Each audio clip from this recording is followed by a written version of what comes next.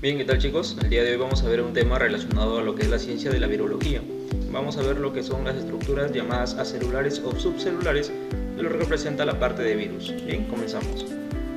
Para empezar, los virus son netamente sistemas acelulares, es decir, no son células específicas.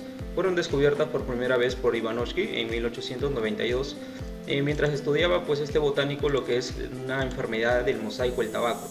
En esta parte vemos que en la plantita netamente se producen unas manchas, similar a una clorosis.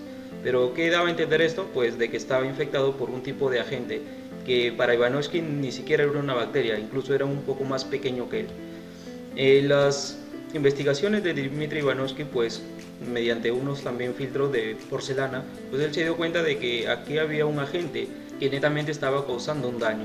Entonces él propone el término veneno. Veneno significa virus. Bien, por eso a él se le dice netamente el padre de la virología. Dmitry Ivanovsky sienta las bases de esta ciencia para que posteriormente se descubra lo que es la morfología, la cristalización viral e incluso algunos tipos de replicación.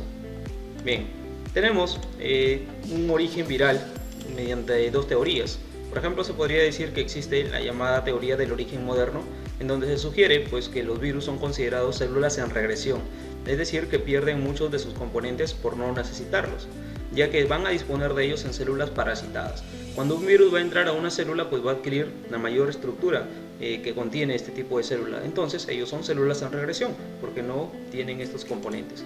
También le pueden decir según un origen arcaico, en la cual consideran algunos autores que son tipo de precélulas, es decir, reliquias, cual no evolucionaron para dar origen a un quizás eucariota o procariota. Bien.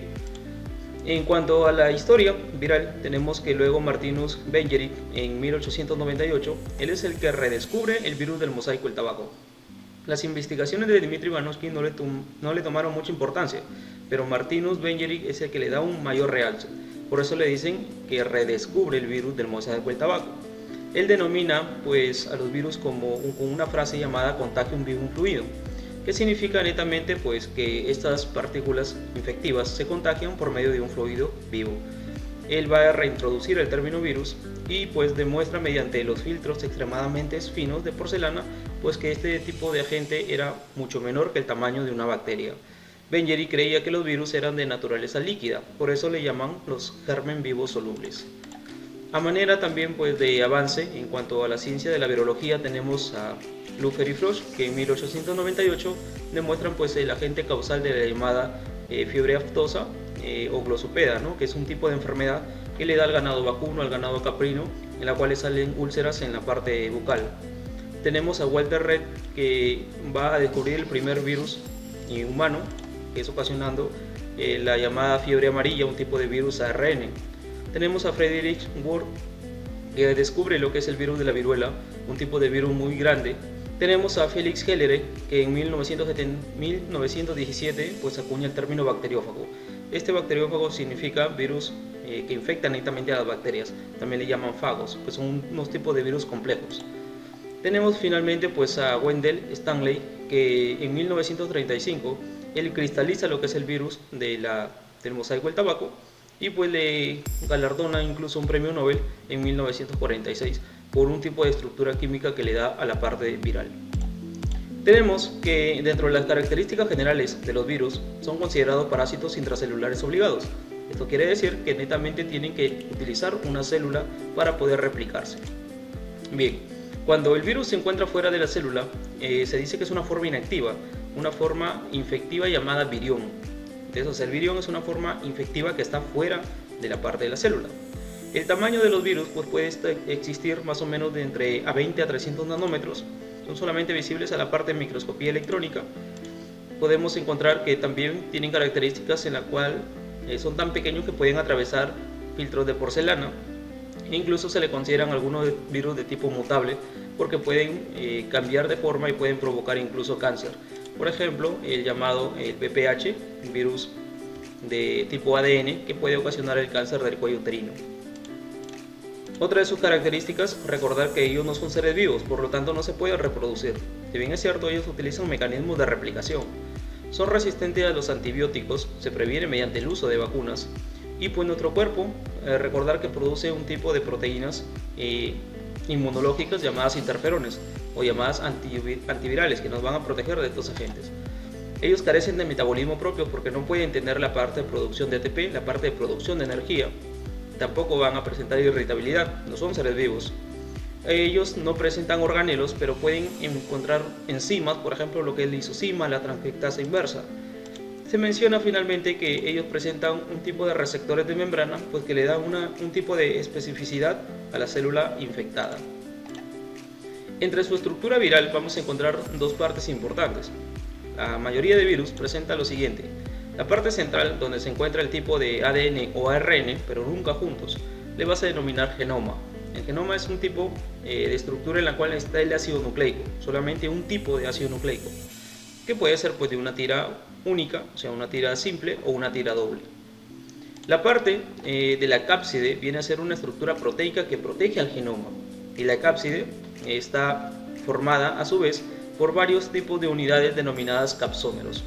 Los capsómeros a su vez están formados por unidades llamadas protómeros. La función de la cápside, aparte de proteger lo que es el genoma, tiene un tipo de protección contra inactivación de agentes tanto físicos como químicos, e incluso puede determinar la forma de los virus y darle un tipo de adherencia.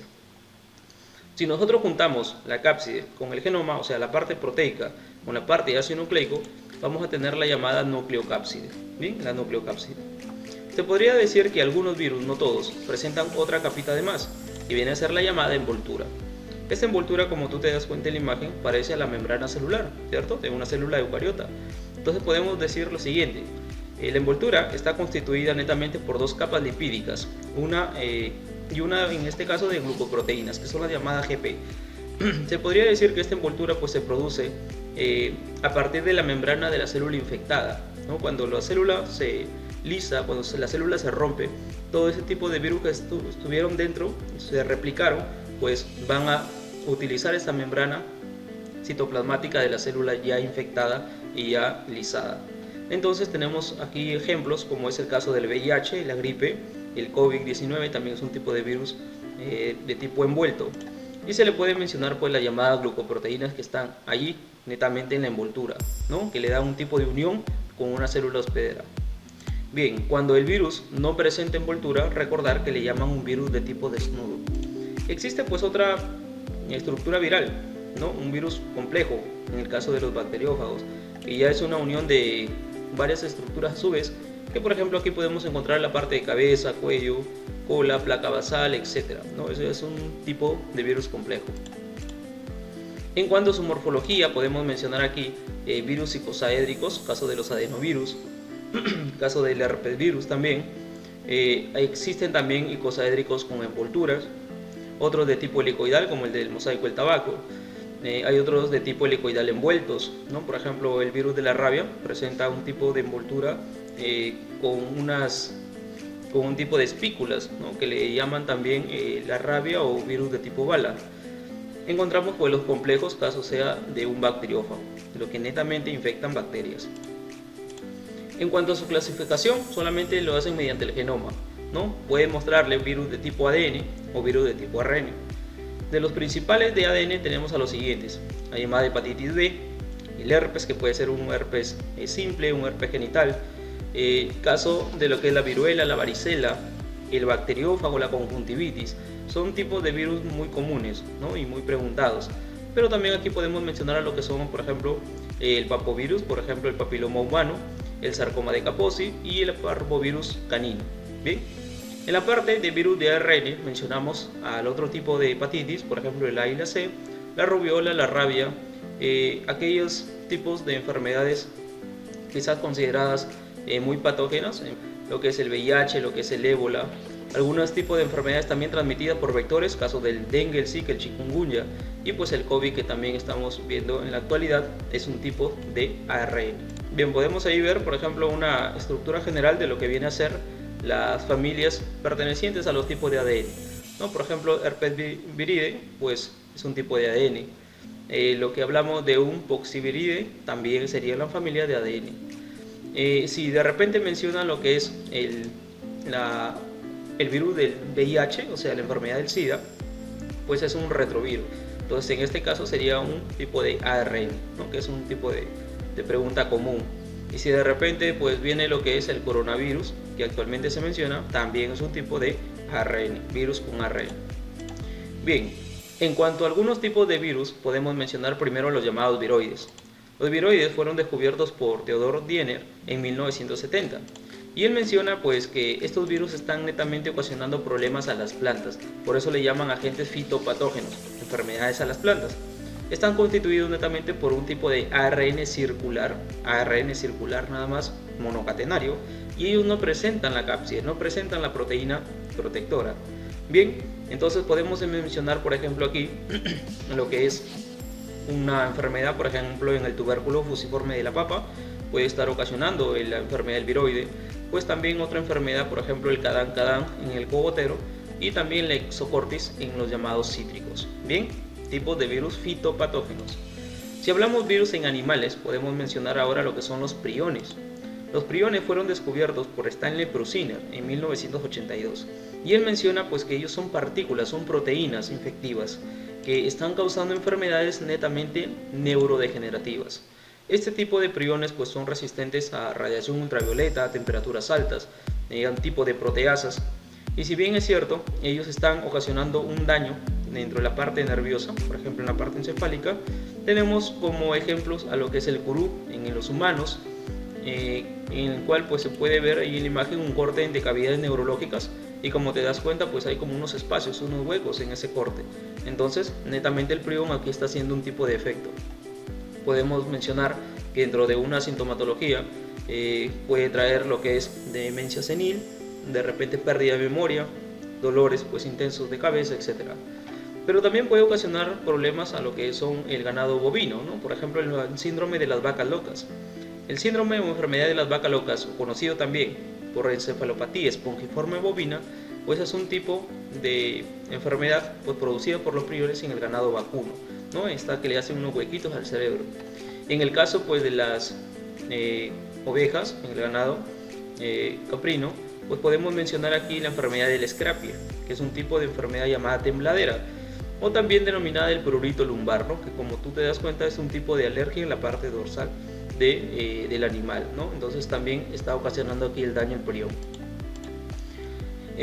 Para finalizar esta parte, veamos lo que es una forma muy general de lo que viene a ser el virus del VIH, que la enfermedad le conocen como SIDA. Tenemos acá que el VIH netamente, el virus de la inmunodeficiencia humana, pues puede contagiarse mediante fluidos como por ejemplo la sangre, la leche, la parte de semen, flujo vaginal, lágrimas incluso reportan, y pues netamente el contagio puede ser mediante relaciones sexuales, transfusiones de sangre, la parte de madre a hijo a nivel de placenta, parto y lactancia, ¿no? Tener en cuenta pues de que si una persona está embarazada, solamente se menciona que una de cada 4 embarazos que las madres presenten VIH, solamente una de ellas, una de las 4, pues va a contagiarle, ¿no? Va a pasarle a nivel de la placenta el virus. Este virus está ocasionando un daño a un tipo de elementos formes, que vienen a ser los glóbulos blancos, específicamente los llamados linfocitos T4. Bien, existen 2 pruebas para saber si puedes tener la enfermedad del SIDA. Primero la llamada prueba presuntiva o prueba de ELISA, y también una prueba de tipo confirmativa, la llamada prueba de Westerblot. A nivel de historia, pues el VIH menciona muchas teorías, y dentro de las cuales se podría decir que la más representativa es la evolución del virus de la inmunodeficiencia en simios, o sea el VIS, a VIH, o sea en este caso a los humanos, ¿no? Y eso del salto, pues en este caso de los simios a los humanos, pues puede darse por el consumo animal, de repente por la caza, por tener contacto directo con la sangre, o incluso reportan hasta la zoofilia, que es un tipo de transmisión, ¿no? Del VIS al VIH. Para finalizar el video tenemos lo que es la replicación viral. Los virus se pueden replicar, hacer copias a sí mismos mediante 2 tipos de ciclos. Primero tenemos el ciclo lítico. Este ciclo lítico pues se da en fagos, en tipo de bacteriófagos. Le llaman bacteriófagos virulentos, en la cual existe una destrucción de célula infectiva. Por ejemplo, aquí en la primera imagen se puede ver lo que es la parte de absorción y fijación del fago a la bacteria.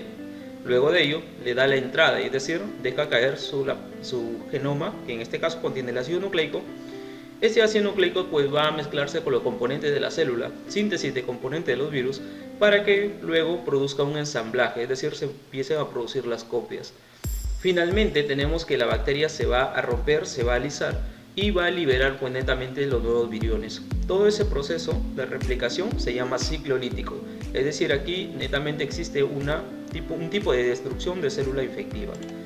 En el ciclo lisogénico, pues aquí no se produce una lisis celular, la célula no se va a romper, porque se forman los llamados virus atenuados. Es decir, acá tenemos por ejemplo los bacteriófagos, dejan caer su ADN viral y se va a juntar ahora con el ADN bacteriano. Cuando se junte el ADN bacteriano, se le va a denominar un tipo de profago, y ese profago pues va a mantener en una replicación de la bacteria. Cuando la bacteria mediante reproducción asexual por bipartición pues origina dos organismos, cada uno va a contener lo que es el ADN viral. Entonces aquí se puede seguir replicando lo que es la información del virus. Por lo tanto, si te das cuenta, en este proceso lisogénico no existe un tipo de lisis celular. Bien, se podría decir que todo el ciclo se puede detener mediante el uso de interferones, netamente alfa, gamma, etc. Pero este tipo de detención de ciclo se podría decir de que va a netamente inhibir el proceso de transcripción y traducción viral, ¿no? Transcripción, la parte de ADN a ARN, y la parte de traducción a lo que viene a ser de ARN a la parte de proteínas virales. Bien chicos, eso ha sido una forma general de lo que son los virus. Recordar pues que estamos haciendo resúmenes del tema y tú puedes buscar en el canal otros datos sobre lo que es la parte biológica. Bien, hasta ahí nos quedamos el día de hoy.